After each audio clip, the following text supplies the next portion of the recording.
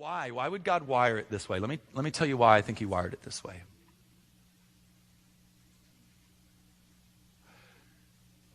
Nothing, no book, no Bible study, no song or conference has taught me the weight of God's love and the glory of the gospel like trying to be a man.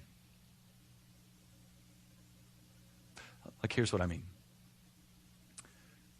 Trying to love my wife like Christ loves the church,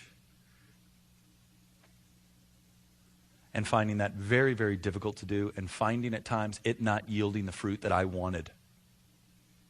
Here's a better one. My 4-year-old, Audrey, just my joy, man. I mean, I love having a son, but that daughter owns you. It's a weird deal.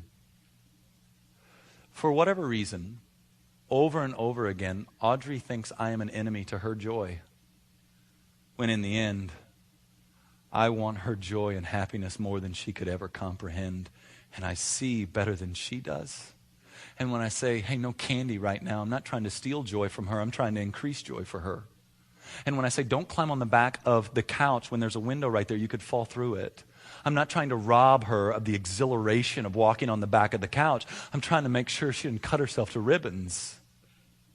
And so what ends up happening in that moment when I'm trying to increase joy and increase life and increase happiness, and my daughter goes, I don't want any of that. I'll get it my own way. I'll do it my own way. I want what I want. And she wars against the joy that I so desperately want from her. In one instance, I start to discipline, and another, God goes, this is playing out like another story I know.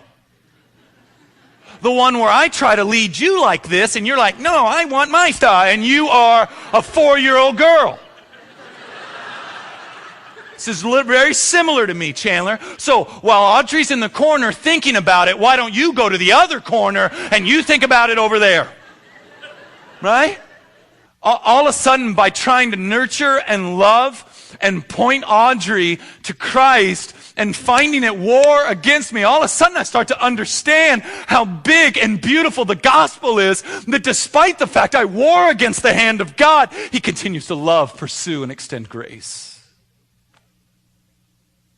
Or in those moments that I lavish upon Lauren affection and romance and all of those things, and she didn't respond the way I want her to respond, all of a sudden I start to understand the gospel. I understand the depth of the love of Christ for me, the depth of his grace, the depth of his forgiveness.